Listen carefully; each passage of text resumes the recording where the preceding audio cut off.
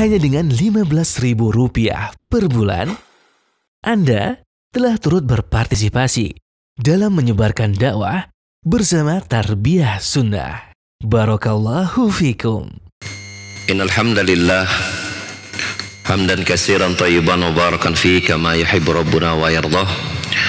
Asyhadu an la ilaha illallah wahdahu la syarika lah wa asyhadu anna Muhammadan abduhu wa rasuluhu la nabiyya ba'dah. Qala Allah Ta'ala fi kitabil karim a'udzu samii'il alim minasyaitonir rajim. Ya ayyuhalladzina amanu taqullaha haqqa tuqatih wa la tamutunna illa wa antum muslimun.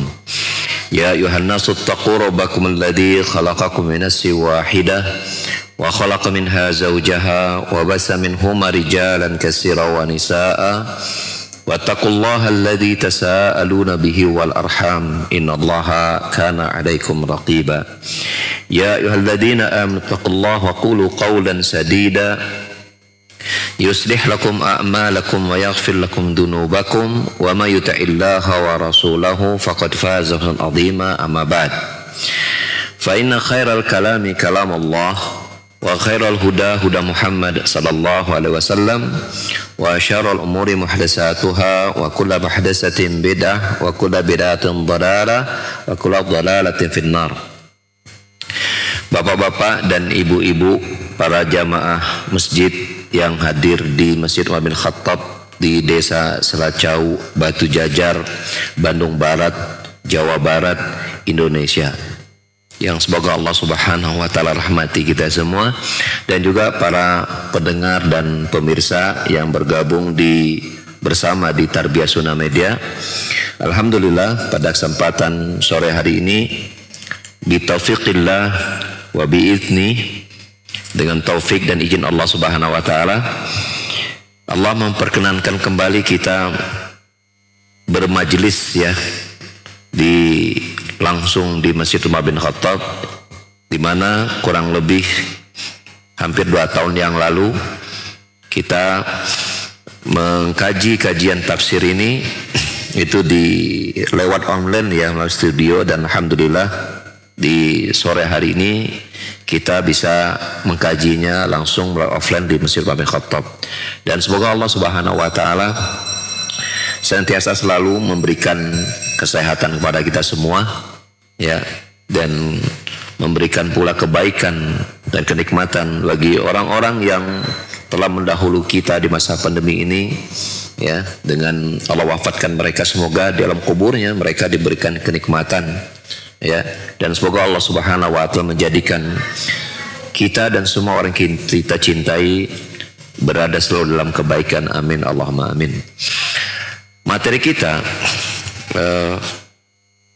masih sebenarnya tentang surah Al-Baqarah, yang selama kajian online itu kita sudah mulai ya, Al-Baqarah ini di studio itu sudah memasuki ayat ke-114 yang terakhir, yang seyogianya ini kita sudah menginjak kepada Al-Baqarah 115, tetapi ternyata masih menyisakan beberapa faidah dari ayat Al-Baqarah 114 yang itu insyaallah kita akan tuntaskan saja beberapa faidah yang tersisa dari surah Al-Baqarah ayat 114. Allah Ta'ala berfirman dalam ayat tersebut, a'udzubillahi rajim, wa man athlamu mimman mana'a masajidallahi ayuzkara fiha ismuhu wasa'a fi kharabiha ulaika ma kana lahum ayyadkhuluha illa khaifin lahum fid dunya khizyun wa lahum fil akhirati adzabun adzim.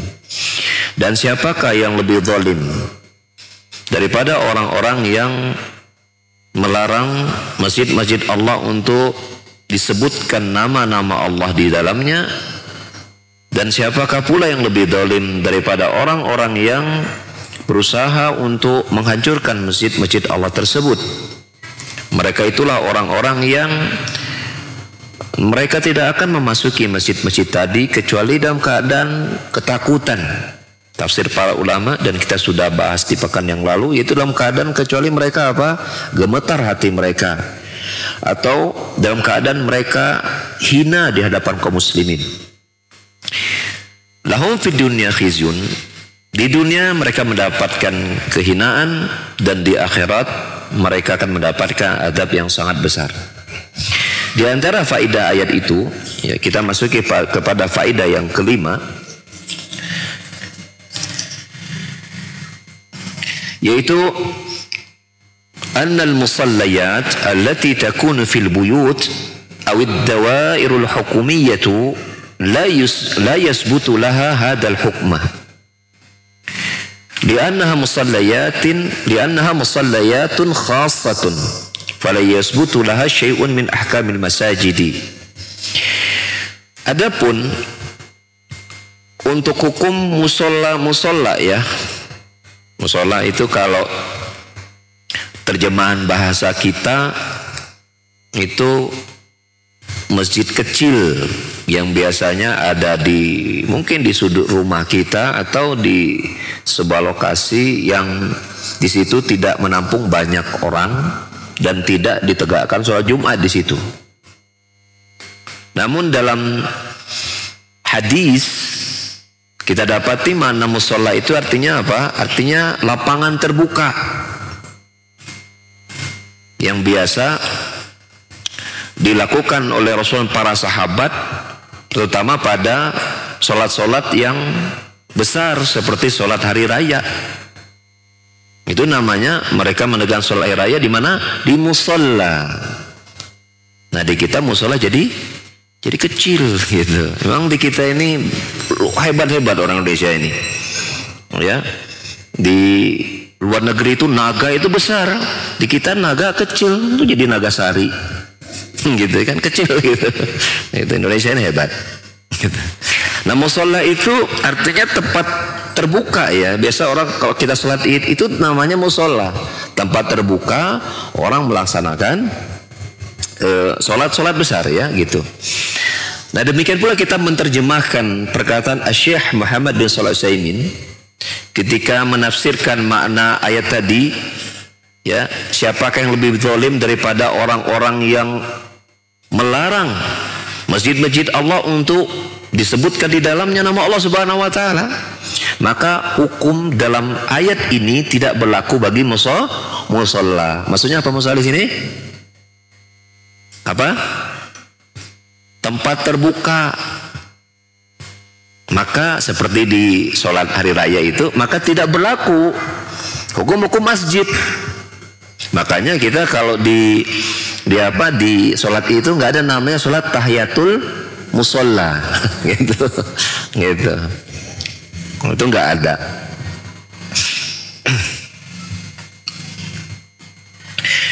Faedah berikutnya, jadi artinya kita ulangi lagi bahwa hukum-hukum musola tidak berlaku atau hukum-hukum masjid tidak berlaku pada hukum-hukum musola pada banyak sisi tentunya ya, pada banyak sisi. Faedah yang lain adalah annahu la yajuzu ayyudha fil masajidi ma yakunu sababan lisyirki. Ayat ini juga berisi pelarangan diletakkannya di masjid-masjid itu sesuatu yang dapat menjadi sebab atau penghantar kesyirikan. Karena Allah menyebut masjid-masjid itu dengan nama disandarkan kepada apa? Masjid-masjid Allah. Maknanya adalah maudhi'un lisujudilahu. Mana masjid itu artinya tempat di mana sujud itu dilakukan, namanya masjid. Kalau kita belajar bahasa Arab ada namanya ilmu tasrif. Ya, seperti misalnya kata majlis. Majlis itu dari jalasa ya jelisu julusan ya wa huwa jalisun ya. Kemudian majlisun ya, majlisun dan seterusnya. Majlasun dan seterusnya. Jadi dalam ilmu sorof namanya isim makan. Bila ada kata kerja kemudian ditambahkan mim di depannya yang dibaca dengan fathah ma ya, itu menunjukkan tempat. Seperti sajadah sujud, jalasa duduk, tempat duduk namanya majlis ya. Begitu juga sajadah, artinya sujud. Tempat sujud namanya masjid. Nah begitu. Ghoroba, ghoroba itu artinya tenggelam. Tempat tenggelam namanya maghrib. Kita sering dengar kata maghrib. Maghrib itu artinya tempat tenggelam atau waktu tenggelam. Nah, masjid artinya tempat dilaksanakannya sujud. Namanya masjid. Sehingga kita dapati adanya pelarangan-pelarangan sujud di tempat-tempat yang bukan disebut tempat sujud atau masjid. Seperti apa? Dilarangnya sujud itu di kuburan misalnya. Karena bukan tempat sujud di situ. Nah, berdasarkan hal inilah maka tidak dibenarkan di dalam masjid itu ya terjadi sesuatu yang menjadi sebab tidak diagungannya tempat sujud yang merupakan ibadah terbesar. Sujud itu merupakan ibadah yang paling agung. Yang mana kata Nabi sallallahu alaihi wasallam bersabda, "Aqrabu ma yakunul abdu min rabbih wa huwa sajidun fa'aksiru fihi ad-du'a." Sahih riwayat Muslim. Jarak yang sangat dekat antara seorang hamba dengan Rabb-nya yaitu ketika dia sedang sujud. Maka perbanyaklah doa ketika sedang sujud. Ya tentu setelah kita membaca apa? Baca wirid sujud. Setelah membaca subhana rabbiyal a'la begitu 3 kali. Nah baca doa sebanyak-banyaknya. Ya. Dan tidak diharuskan harus sujud yang terakhir. Kita kan mungkin pernah melakukan, kayaknya pas sebelum salam sujud terakhir nih doa dulu nih. Karena ini mau perpisahan begitu kan. Padahal enggak. Rasulullah SAW menyebutkan sujudnya tidak ada pekhususan di sujud terakhir.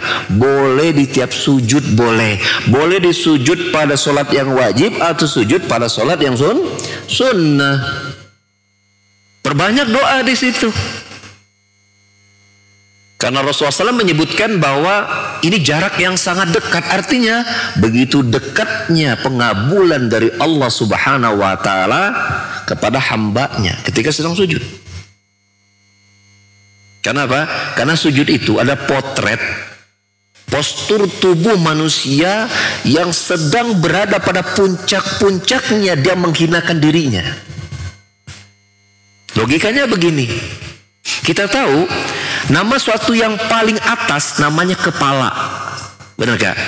Makanya kalau ada atasan pasti kepala tuh. Jarang atasan kamu siapa? Atasan kamu ada di mana? Ada di lutut. Ada di bawah, berarti bukan atasan, itu namanya bawahan atau lututan. Kalau di lutut berarti. Nah tempat yang paling tinggi dan paling istimewa ini ditempatkan pada suatu yang sejajar dengan yang paling bawah. Apa itu? Alas kaki kita. Itu berarti potret kita sedang apa? Menempatkan suatu diri kita pada suatu yang sangat hina. Sujud namanya. Dan itu hanya kita lakukan kepada siapa? Allah Jalla wa'ala. Nah masjid itu tempat melaksanakannya di situ. Maka karena sujud merupakan ibadah yang paling agung. Ya. Dan sujud ini bagian dari sholat. Sholat adalah satu-satunya perintah Allah yang Allah memberikannya langsung kepada Nabi kita Muhammad SAW, tidak melalui perantara malaikat Jibril. Peristiwa Isra Mi'raj itu kan. Kalau yang lain kan masalah haji, zakat, saum gitu ya. Masalah hukum tata negara begitu. Masalah nikah, cerai, rujuk, talak dan seterusnya. Itu waris, hutang gitu. Malaikat Jibril menyampaikan pada Rasul. Tapi untuk sholat 5 waktu Allah langsung yang memberikannya. Berarti ini ibadah yang sangat agung di sisi Allah Subhanahu wa Ta'ala. Sampai Nabi sallallahu alaihi wasallam menyatakan, "Awwalu ma yuhasabul abdu yaumal qiyamah as-shalah. Idza salahat salahat sa'iru amali wa idza fasadat fasada sa'iru amali." Amal pertama yang pertama kali dihisab dari seorang hamba dari Allah Subhanahu wa taala adalah salatnya. Bila salatnya baik, maka seluruh amalan yang lain juga apa? Juga dihisab, dianggap baik oleh Allah Subhanahu wa taala. Tapi bila salatnya rusak, yang lain tidak akan Allah hitung. Tidak Allah itu. Nah, besarnya amalan ibadah ini, ya, dalam ayat ini Allah menyatakan bahwasanya, ya, siapa yang lebih zalim daripada orang-orang yang apa? Yang menghalangi manusia untuk berzikir dalam masjid Allah Subhanahu wa taala, menggambarkan keagungan masjid Allah Subhanahu wa taala.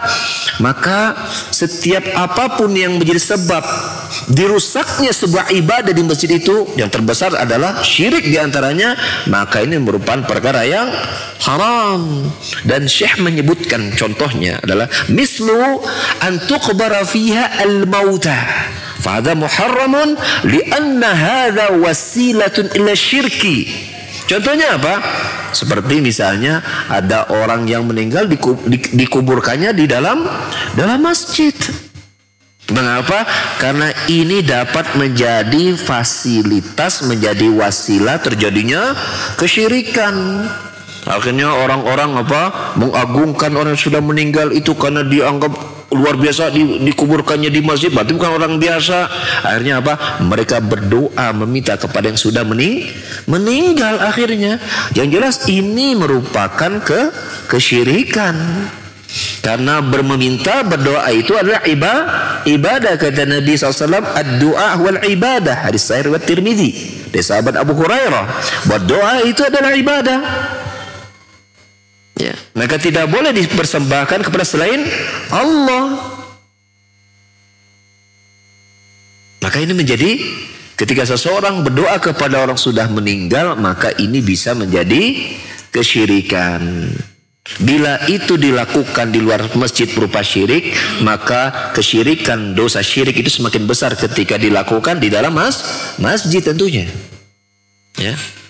Jadi ini penting untuk kita perhatikan tentang keutamaan rumah Allah, yaitu masjid. Faedah yang lain dari ayat tersebut, wujubu tathhiril masajid. Wajib kita mensucikan masjid-masjid. Ya. Ini diambil dari bahwa masjid itu disandarkan kepada Allah, dan tidaklah itu disandarkan kepada Allah kecuali karena dia mengandung kemuliaan.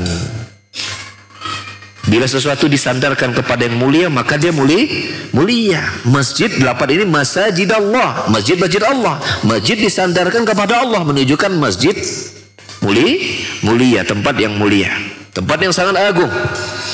Oleh karenanya Allah Subhanahu wa taala, ya, dalam ayat yang lain berfirman, wattahhir baiti lit-ta'ifina wal-'akifina wa ruk'is sujud.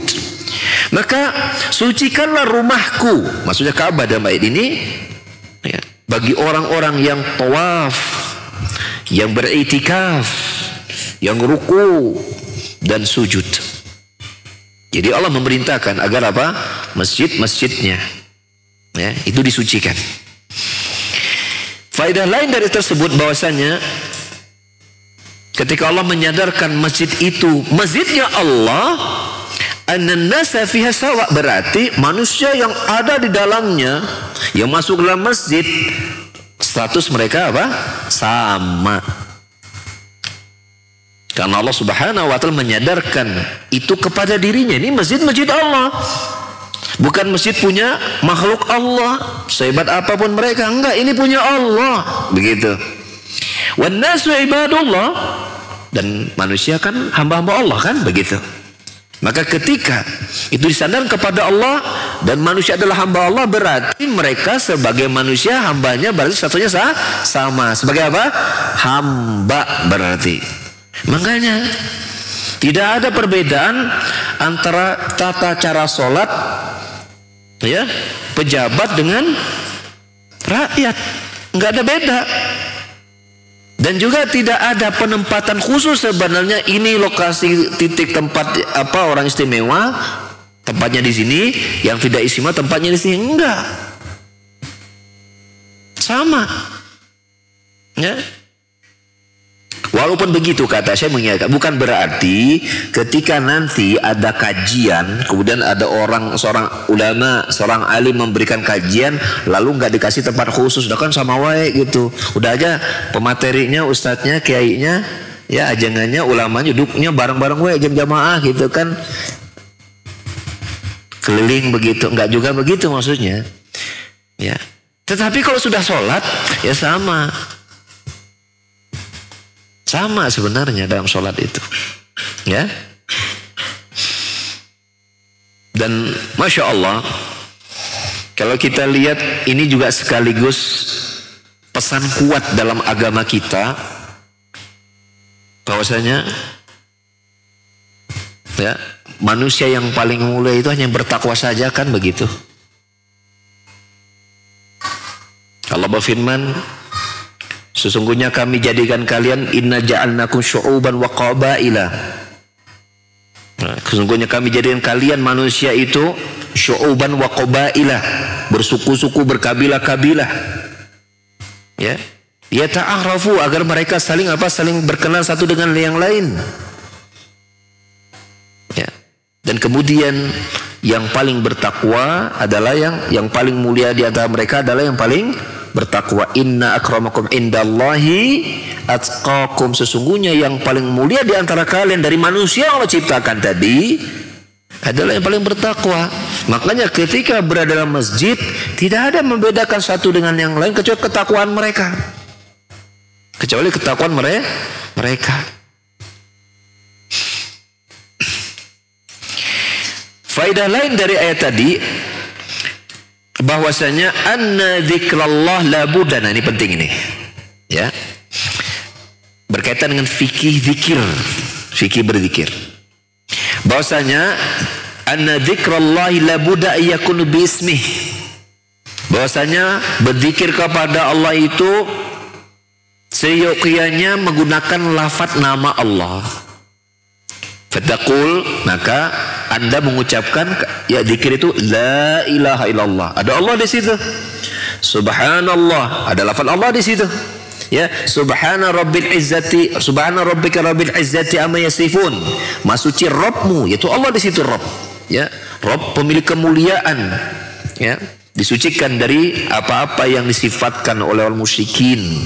Allah menyebutkan wa ma qadarullah ka qadrih. Ya, kaum musyrikin itu tidak memuliakan Allah dengan sebenar-benar kemuliaan. Kemudian juga zikir subhana rabbil azim, maksudnya Allah Rabbi al-azim. Ya. Maka fadzikru bilisan la yakun illa bismillah. Maka zikir ketika itu meluncur dari lisan, maka tidaklah dilakukan kecuali di situ ada penghadiran nama Allah Subhanahu wa taala.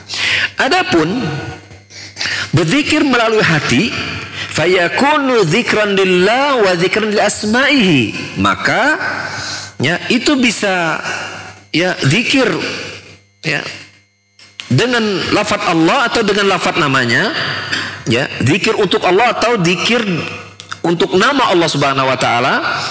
Maka misalnya di sini kadang-kadang seseorang di dalam hatinya ya dia memperhatikan nama-nama Allah. Lalu kemudian dia mentadaburi apa yang terkandung dari nama-nama tersebut. Dalam hatinya dia misalnya tahu Allah itu Ar-Razzaq,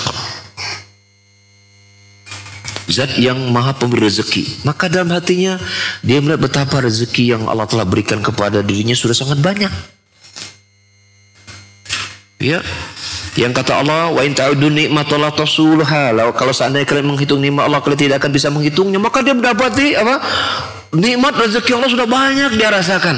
Ketika seorang mukmin merasakan besarnya nikmat Allah yang telah diberikan kepada dirinya, saat itu dia sedang berzikir kepada Allah. Ya, lihat ke atas gitu kan, Masya Allah, ini langit gitu ya, gede amat gitu. Bintang-bintangnya tuh banyak padahal jauh tapi kelihatan kecil. Saking apa? Saking jauhnya. Itu lihat bulan, matahari gitu kan. Allahu Akbar. Dia tidak ngomong Allahu Akbar sih. Lisannya tidak bergerak gitu.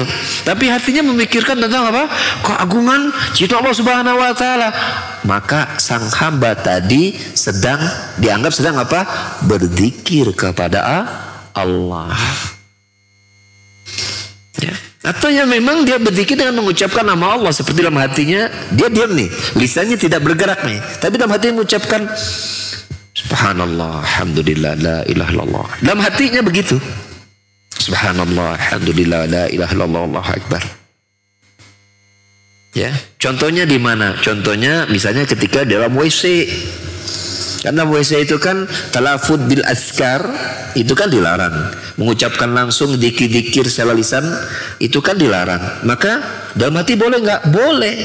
Maka seseorang bisa jadi dalam WC itu dia berpahala. Dia sudah mengingat Allah Subhanahu Wa Taala. Contohnya apa? Ya, dia bersyukur kepada Allah. Dalam hatinya nih, alhamdulillah gitu. BAB bisa lancar. Seminggu yang lalu, ini namanya perut gitu ya, kembung keras, susah keluar.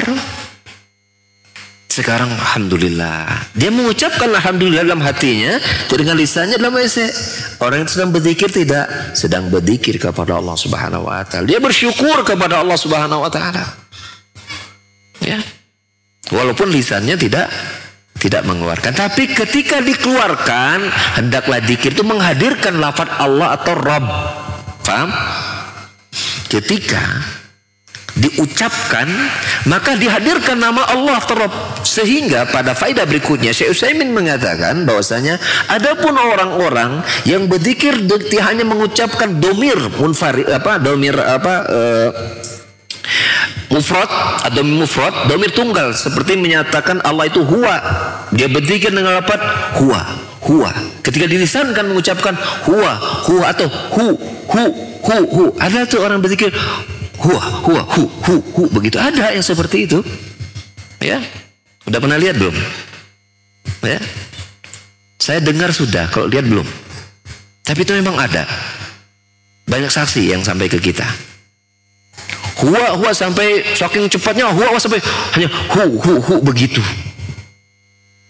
Ya. Maka ini termasuk apa?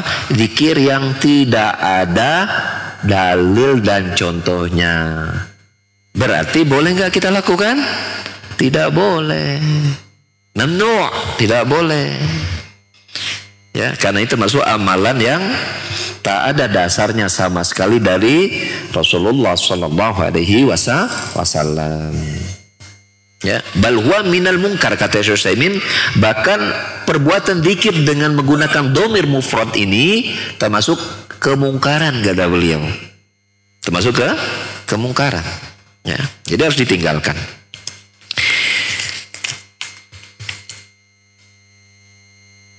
Faedah berikutnya, dalam ayat tadi, ya Al-Baqarah 114 tadi, Allah menyebutkan siapa dan siapa pula, ya, orang yang lebih zalim daripada orang yang apa? Yang berusaha wasa'a fi kharabiha, yang berusaha ingin menghancurkan masjid-masjid Allah.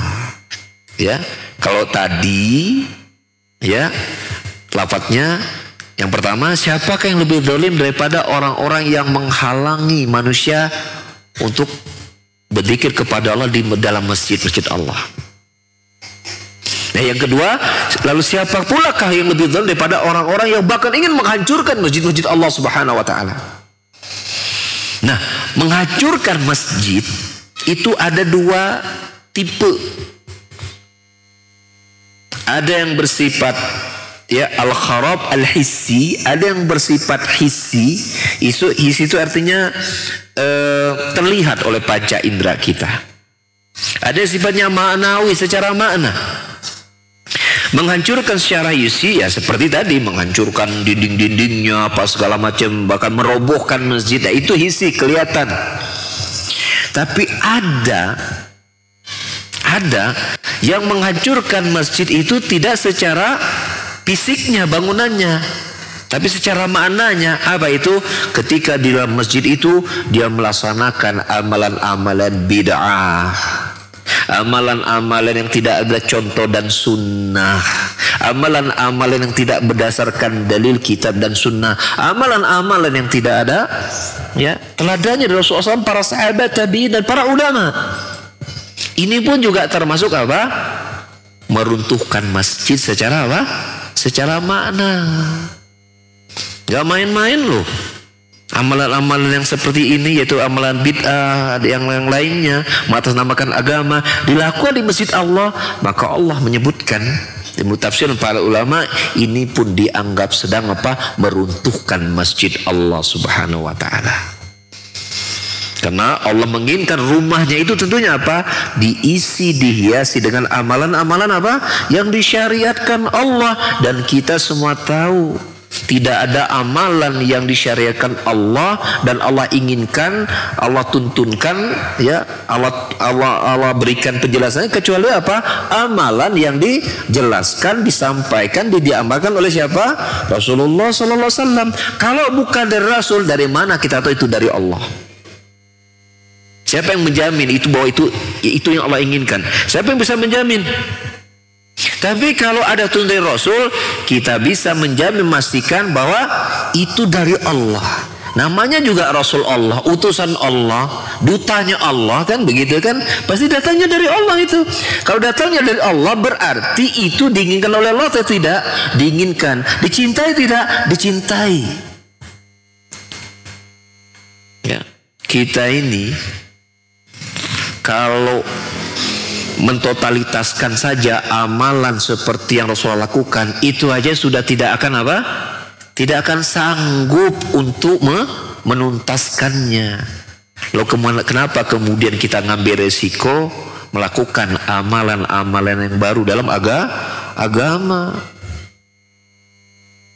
Yang sudah ada contohnya aja sudah nggak sanggup kita. Ya, Rasulullah tidak pernah ketinggalan sholat malam, bocoknya panjang-panjang gitu kan. Bahkan Rasul pernah sholat dari habis isya, sholat malam tuh sampai subuh. Dari habis isya sampai subuh. Sanggup kita sholat berdiri panjang itu? Uang ketika sholat tarawih saja, qiyamul sholat tarawih saja, itu kalau ada imam selesainya 2 jam, jam setengah, bahkan 1 jam, langsung besoknya DKM didatangi. Dek, masa DKM ganti ya si imam lilat teuing gitu kan. Minta diganti. Gitu. Kalau di sini mah enggak ya. Maka kalau di Masjid Umar bin Khattab ini luar biasa. Kalau sholatnya setengah jam beres malah aneh kalau di sini mah. Nah, tete imam bacaan pendek-pendek teuing gitu. Kalau di Bandung mah kalau 1 jam baru selesai, besok imamnya bisa diganti tuh, jadi pakai lagi gitu. Dia nggak bermasalah. Ya. Lalu bagaimana hari ini orang-orang melakukan amalan baru, sementara untuk 1 jam sholat malam saja mereka susah. Sementara Rasulullah SAW pernah melakukan sholat malam dari habis isya sampai subuh. Ada yang pernah melakukan? Habis isya sampai subuh, sholat saja yang dikerjakan, tidak yang lain. Ada? Ya, nggak ada di kita ini. Susah cari contohnya. Jangankan kita melakukan sholat yang panjang, bisa konsisten sholat malam, tidak bolong. Wah, itu sudah sangat hebat itu. Pada Nabi sallallahu alaihi wasallam bersabda dalam sebuah hadis riwayat Imam Ahmad dan Tirmidzi, ya, alaikum biqiyamil lail fa innahu da'bus salihin qablakum wa qurbatun ila Allah ta'ala wa minhatun 'anil ismi. Ya, wajib bagi kalian. Rasul mengatakan fa'alaikum, lafaznya alaikum artinya wajib. Ya, teman disimpangkan wajib ini dari hadis yang lain bahwa yang wajib itu sholat 5 waktu saja, begitu. Tapi lafadznya alaikum, kalau diterjemahkan secara telaks artinya wajib kalian melaksanakan sholat malam, karena dia adalah apa? Da'bus salihina qablakum. Dia ada kebiasaan orang-orang saleh sebelum kalian. Ya, jangan tinggalkan sholat malam. Kita berusaha untuk semampunya, gitu ya. Nah, sholat malam juga orang qurbatun ilallah ta'ala. Dia juga merupakan bentuk taqarrub kepada Allah Ta'ala. Minhatun anil syarr, ya, minhatun anil ismi. Dia merupakan apa? Penghalang dari dosa. Mukaffiratun lisayyi'at, penggugur kesalahan. Dan luar biasanya mutridatun ya lil jasad, mutridatun lidda'i anil jasad. Dan sholat malam itu dapat menghilangkan penyakit dari badan. Jadi jangan-jangan kita teh banyak penyakit, jangan-jangan memang parah sholat malam teh. Atau banyak penyakit gitu kan. Mungkin begitu. Ya. Tapi kan ada juga tuh orang kafir kan sehat-sehat aja gitu. Ya orang kafir mah mungkin diperlakukan beda sama Allah. Dikasih apa disebutnya disungkun ke Allah Subhanahu wa taala. Semua diberi sehat, dikasih harta banyak, urusan lancar, tapi nanti kok mati langsung tuh adabnya hari takeneh gitu. Kalau mukmin spesial, semua ayat dan hadis berlaku bagi mereka, maka mereka menyesuaikan ayat dan hadis, bukan mengambil patokannya orang-orang kafir. Keliru itu. Harus melihat bagaimana Allah memberlakukan spesialnya orang mukmin dan Allah turunkan penjelasan melalui ayat dan hadis. Maka sholat malam itu dia kebiasaan orang soleh sebelum kalian. Ya, dia merupakan taqarrub kepada Allah Jalla wa'ala. Dia merupakan apa? Penahan dari dosa. Dia merupakan penggugur kesalahan dan dapat menghilangkan penyakit dari badan, dari jasad. Sholat malam. Jadi Masya Allah ya, sholat malam itu memiliki faedah yang sangat besar. Nah itu saja kalau kita laksanakan aja udah keteter kita. Lalu bagaimana kemudian ada orang-orang yang datang lalu kemudian menambah-nambah amalan baru, menambahkan agama, apalagi dilakukan di masjid. Kalau amalan baru di luar masjid sudah mengandung dosa, lalu bagaimana bila itu dilakukan dalam masjid? Dosanya bisa bertambah-tambah loh. Ya. Jadi hati-hati. Ya, ini ayat mengingatkan kita kaum muslimin, jangan sampai masjid ini yang Allah menyandarkannya sebagai masjid Allah itu kita hinakan karena ya kita tidak sucikan dia dari amalan tauhid, kita tidak sucikan dia dari amalan kesyirikan, karena kita tidak sucikan dari amalan kebiasaan. Faedah berikutnya dari ayat tadi, al-bisyaratu lil mu'minin bi anna al-aqibata lahum wa anna haula'i alladhina mana'um la yadkhulu illa wa hum khaifun wa hada al-ihtimal allati dzakarnaha. Ketika Allah Subhanahu wa taala menyebutkan siapakah yang lebih zalim daripada orang-orang yang menghalangi manusia untuk berzikir di masjid-masjid Allah, dan siapa pula yang lebih zalim daripada orang yang ingin menghancurkan masjid-masjid Allah Subhanahu wa taala. Mereka itu akan mendapatkan kehinaan dan mereka itu tidak akan nanti masuki masjid dalam keadaan apa? Ketakutan, dihinakan. Maka ini menunjukkan apa? Kabar gembira pula bagi orang-orang mukminin bahwa akhir urusan itu akan menjadi milik mereka. Ya, bahwasanya nanti orang-orang yang menghalangi mereka untuk memasuki masjid-masjid tadi, nanti mereka akan dihinakan oleh Allah Subhanahu wa taala. Kalau orang yang menghalangi manusia untuk masuk masjid karena ingin berzikir kepada Allah Subhanahu wa taala akan dihinakan oleh Allah Subhanahu wa taala, lalu bagaimana dengan keadaan orang-orang yang apa? Membakar masjid, menghancurkan masjid, merobohkan masjid. Iya. Ya. Maka ini tentu ancamannya lebih besar. Walaupun ayat ini untuk orang-orang kafir. Ya. Untuk orang kafir. Namun itu pun berisi apa? Berisi peringatan pula kepada orang mukmin. Ya. Dan Rasulullah SAW hanya menghancurkan masjid bila itu masjid dirar. Masjidnya masjid dirar. Ya, masjid yang dibangun oleh orang-orang munafik untuk memecah belah kesatuan kaum muslimin. Ya. Jadi jangan sampai kita ya bermudah-mudahan dalam masalah ini, ya. Karena kita khawatirkan ini masjid Allah Subhanahu wa taala. Ya. Jangan sampai kemudian masjid ini tidak kita jaga, ya. Dan semua masjid Allah Subhanahu wa taala itu harus kita jaga, ya. Kalau udah namanya masjid harus kita agungkan, harus kita muliakan, ya.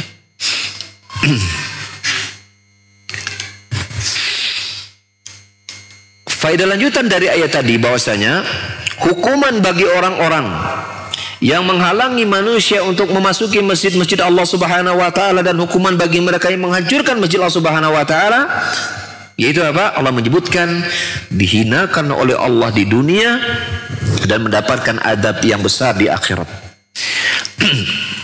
Dan bahwasanya ini kaitannya dengan dosa. Bila sebuah dosa itu berkaitan dengan hamba-hamba Allah Subhanahu wa taala, maka Allah akan menghukum mereka dengan dua hukuman, yaitu hukuman dunia dan akhirat. Adapun bila itu berkaitan dengan Allah saja, ya dengan haknya Allah saja, maka Allah tidak mengumpulkan dua hukuman tadi. Berdasarkan firman Allah surah Asy-Syura ayat 30, "Wa ma asabakum min musibatin fa bima kasabat aydikum wa ya'fu an katsir." Ya. Tidak ada satupun musibah yang menimpa kalian kecuali disebabkan karena perbuatan-perbuatan dosa kalian, dan Allah mengampunkan dosa itu lebih banyak lagi. Ya, kan Allah kan berfirman begini, "Walau yu'akhidullahu," ya, kalau seandainya Allah Subhanahu wa taala ingin menghukum kalian atas kedzaliman dan dosa-dosa kalian, ma taraka ya alal ardi, ya, maka Allah Subhanahu wa taala tidak akan ya sisakan di muka bumi itu min dabbah, satu hewan melata pun. Saking banyaknya dosa manusia, kalau seandainya Allah ingin menghukum manusia akibat dosa-dosa mereka, saking banyaknya, maka tidak akan ada satu manusia itu atau makhluk melata pun bisa hidup.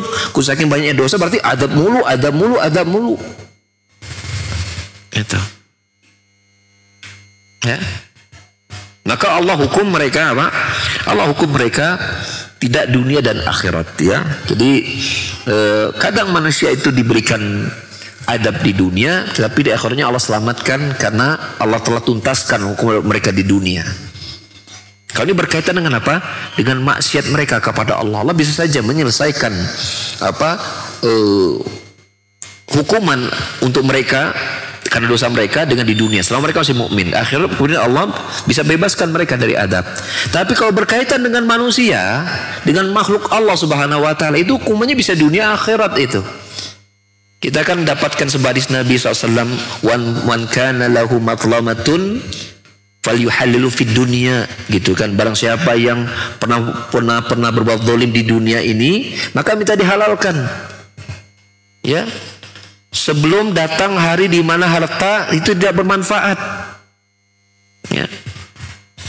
Yang akhirnya apa? Orang yang zalimi tadi itu akan mengambil pahala-pahala orang yang menzaliminya, dan bila orang dizalimi itu tidak memiliki pahala, maka dosa dia yang dizalimi itu dipindahkan kepada orang yang menzaliminya, gitu. Makanya Nabi menyebutkan ini tipikal orang yang bangkrut namanya. Nabi pernah bertanya kepada para sahabat, "Atadruna madil muflis?" Kalian tahu nggak siapa yang bangkrut itu? Tahu tidak?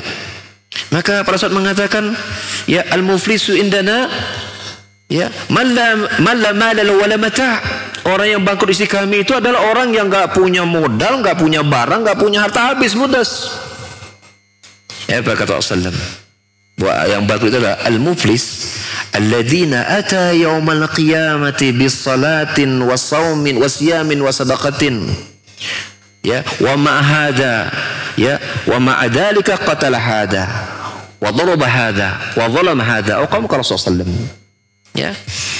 Akan tetapi yaitu orang yang bangkrut adalah orang yang nanti di hari kiamat dia datang membawa pahala salat, pahala saum, pahala sedekah. Tapi bersama dengan itu dia membunuh si fulan, memukul si fulan, menzalimi si fulan. Maka apa? Diambillah pahala salat, saum, sedekahnya tadi lalu diberikan kepada orang yang dia zalimi tadi. Bila kemudian pahalanya sudah tidak ada, maka dosa orang dizalimi itu dipindahkan kepada dirinya. Jadi sebenarnya kalau kita itu digibahi, dicela, dilecehkan, dihinakan, kalau kita lihat bahwa nanti kita dapat pahala dia, atau penggak, kalau nggak ada dosa kita titipin ke dia, mestinya kita harus banyak bersyukur loh. Harus banyak tersenyum mestinya. Sampai-sampai Hasan al-Basri rahimahullah ta'ala, ulama tabi'in, itu dia dapati ada orang gibahi dia. Maka kemudian apa? Ya, dia titipkan kepada seseorang untuk bawain oleh-oleh kepada orang menggibahinya. Lalu berkata, sungguhnya aku tidak ingin menghilangkan pahlaku gitu dengan kembali membalas dirimu gitu kan. Enggak, aku enggak mau menghilangkan pahalaku. Dan aku berterima kasih karena pahalamu telah engkau berikan kepadaku. Dengan apa? Gibah-gibah tadi. Hebat ya. Bisa tenang, senang, bahkan ngasih hadiah. Kalau kita kira-kira gimana? Kalau kita dapat ya orang jelek-jelekan kita, wah, balasan kita malah bisa lebih dahsyat pada dia. Emang dia aja bisa begitu, emang gua nggak bisa. Itu begitu kalau kita mah. Makanya susah jadi ulama gitu ya. Karena mentalnya, ya, mental mudah tersinggung. Mental mudah membalas. Itu. Tapi illa man rahimah rabbu, tapi bagi orang yang Allah rahmati, mudah baginya untuk memaafkan, mudah baginya untuk melepaskan. Kalau istilah kita apa namanya, move on gitu ya, atau let it go gitu ya. Udahlah, biarkan aja lah. Kasihan dia, malah kasihan gitu kan, malah balik didoain, mudah-mudahan gitu dia tobat, nggak melakukan lagi gitu, seperti itu ya, dan seterusnya. Yang terakhir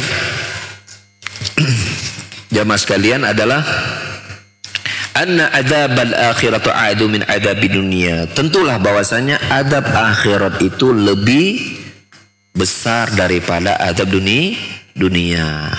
Ini juga berarti bahwa nikmat akhirat tentu lebih besar, lebih hebat daripada nikmat dunia. Akan tetapi Allah Subhanahu wa taala yuri ibadahu namudan min hada wa min hada. Namun Allah Subhanahu wa taala menggambarkan beberapa contoh adab dan beberapa contoh nikmat. Lianna la yastaqimu fahmul wa'id wala fahmul wa'ad illa bimusyahadatin namuda min dzalik.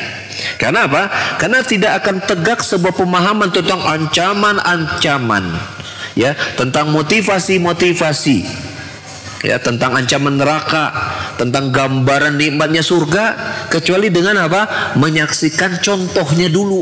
Walaupun contohnya juga tidak akan pernah sama dengan aslinya. Contoh azab dunia itu nggak akan pernah sedahsyat azab akhirat.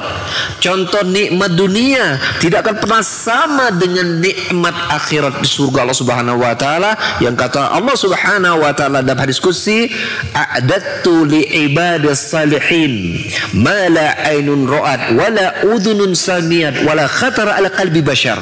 Aku telah siapkan untuk hamba-hambaku yang saleh, ya, nikmat yang apa? Yang tidak pernah dipandang oleh mata yang melihat, yang tidak pernah didengar oleh telinga yang mendengar, dan tidak pernah terbetik dalam hati mereka sedikit pun. Itu nikmat surga. Apa yang kita gambarkan indah nikmat-nikmat dunia dibandingkan nikmat di surga itu tidak ada apa-apanya. Tetapi Allah memberikan contoh agar apa? Agar ketika memotivasi surga itu ada ini gitu loh. Ada apa? Ada ya, kalau ada contoh itu kan jadi lebih termotivasi. Begitu juga tentang adab akhirat, Allah berikan contoh adab dunia agar rasa takut itu lebih kerasa dibanding hanya berupa apa? Berupa hanya sekedar apa? Gambaran umum, ya, gambaran umum. Dan hanya contoh, ya, bila itu merupakan nikmat, ya, nikmat dunia, maka itu merupakan contoh bahwa nikmat surga itu lebih besar. Bila itu merupakan hukuman dunia, maka hukuman akhirat itu lebih dahsyat. Ya, nah ini demikian ya. Contohnya ya seperti orang-orang kafir yang menghalangi manusia untuk berzikir kepada Allah di masjid Allah, yang bahkan mereka yang berusaha untuk menghancurkan masjid Allah, Allah hinakan mereka di dunia dengan Allah menguasakan kaum mukminin untuk menghinakan mereka. Ini dunia. Ini di dunia. Itu kan kalau nabi-nabi sebelumnya kaumnya yang menentang dakwah para nabi dan rasul itu kan dihukumkan dikasih bencana tuh, ya kan?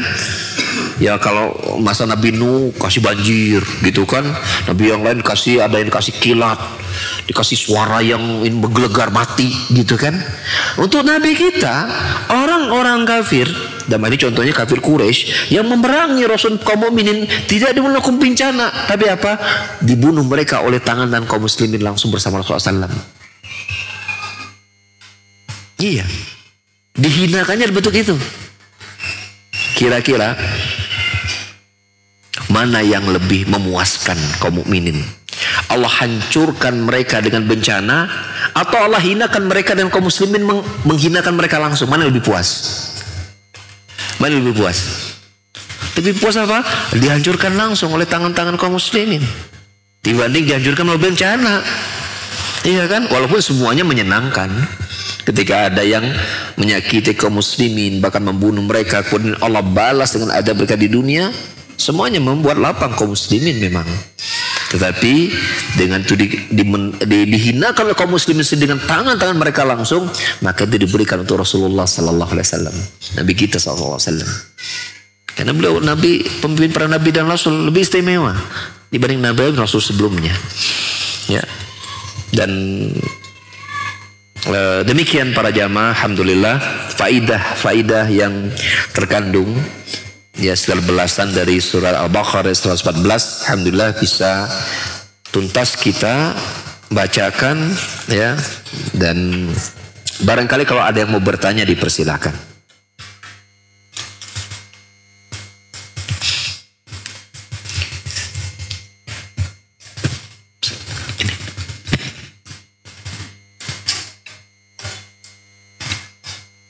Kalau ibu-ibu mau bertanya dari masjid pakai apa?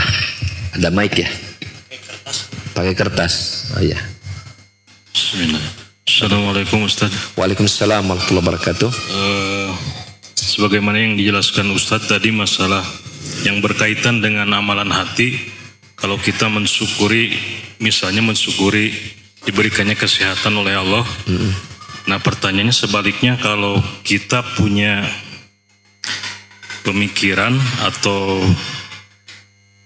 bahasa ininya suudon, bersangka buruk terhadap orang lain yang berkaitan dengan seorang keamanan, misalnya memprediksi seseorang yang disinyalir akan berbuat kejahatan, sementara itu belum tentu dia ini melakukannya. Terus kita ada kecurigaan memprediksi seseorang, apakah itu termasuk suudon? Pertanyaannya itu. Yang kedua, kalau kita punya perasaan hasad yang tidak diungkapkan, apakah kita berdosa? Perasaan apa? Hasad. Hasad yang tidak diungkapkan. Iya. Apakah itu berdosa? Iya. Iya. Baik. Tentang bersuudzon, ya. Secara umum jelas kita bersuudzon kepada orang lain ini itu perkara yang dilarang dalam agama kita, ya. Suudzon itu termasuk perkara yang dilarang, ya. Namun bagaimana dengan situasi tertentu yang misalnya ada perilaku yang mencurigakan dan itu rentan melahirkan suudzon kepada kita? Apakah suudzon, dan itu berbahaya bila kita tidak suudzoni misalnya.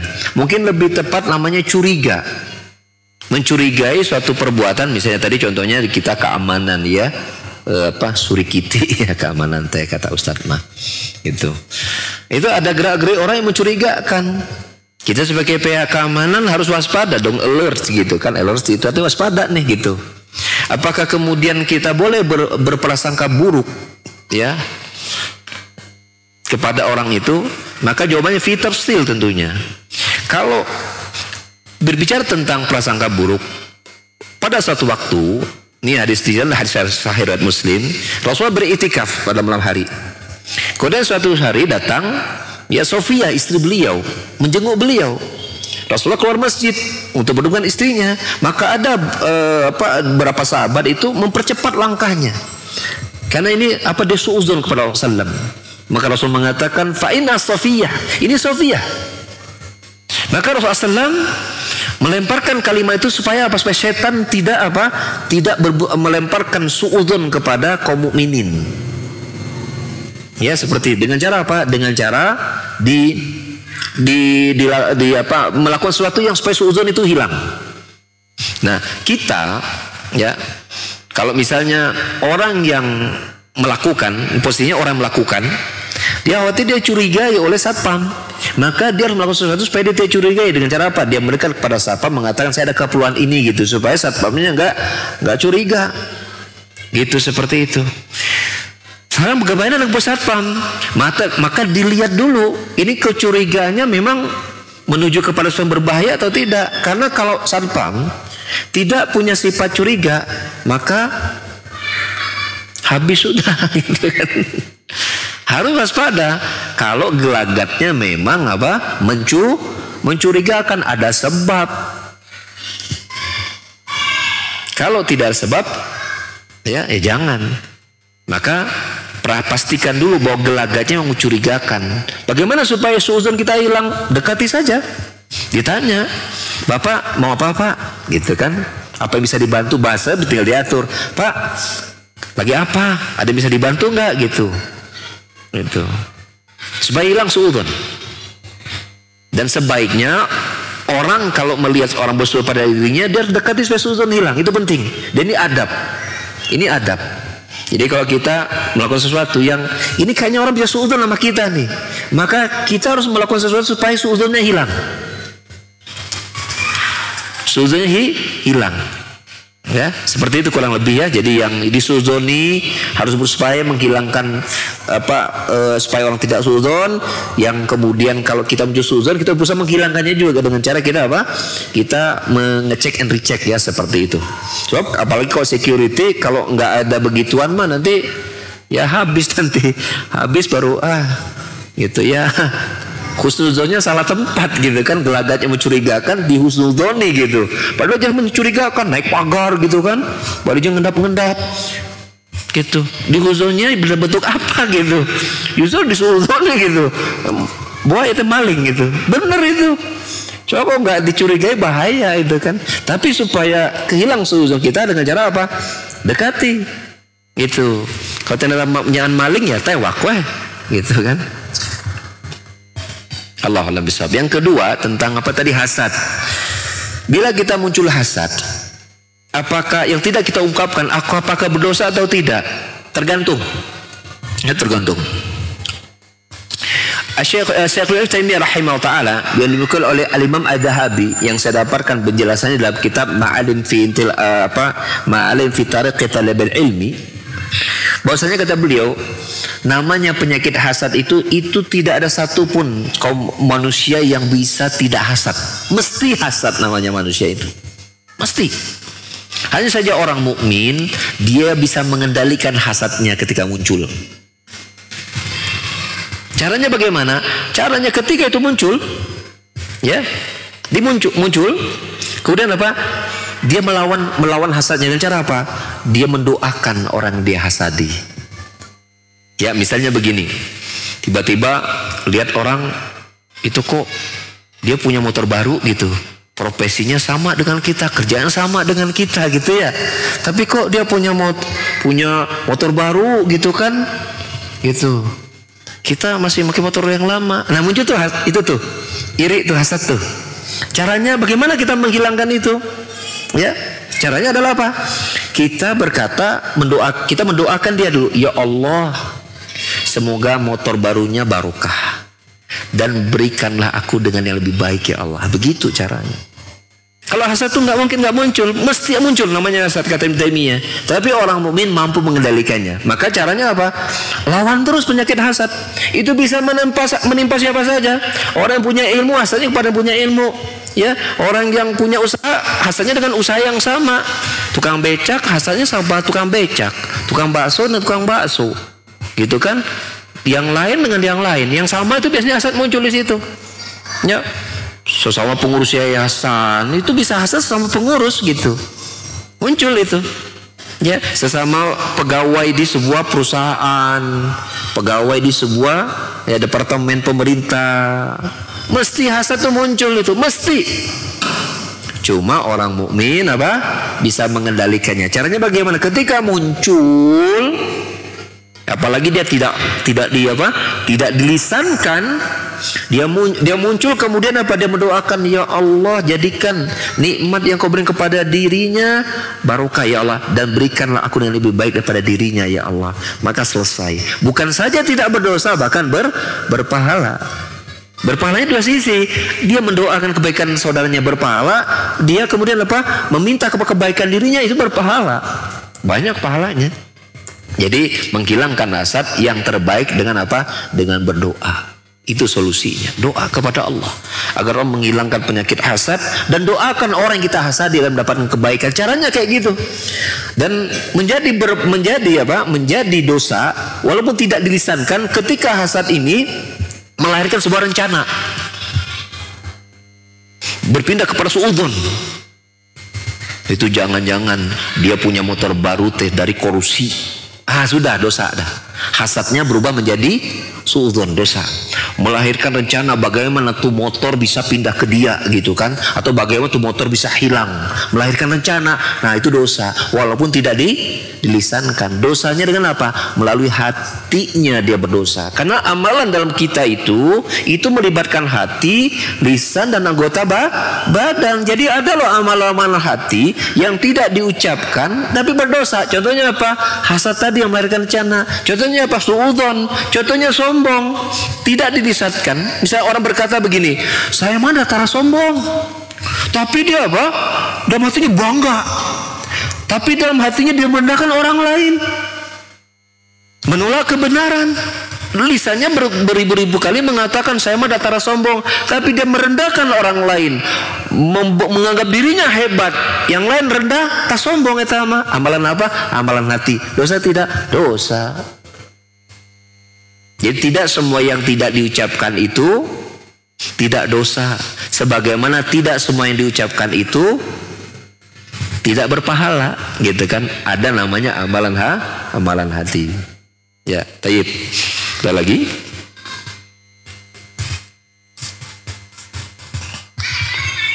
Nanti ke depan biasanya kajian Rabu sore itu di antara ciri khasnya ada pembagian hadiah ya. Nah, mudah-mudahan nanti kita bisa nyiapkan hadiah. Tapi hadiahnya bukan motor baru ya, bukan. Supaya tidak muncul hasad. Gitu. Karena pengurus juga belum ada yang belum punya motor. Gitu. Kalau dari ini dari studio nggak ada ini WA apa sebenarnya nggak ada ya. Ya kalau tidak ada berarti tidak ada.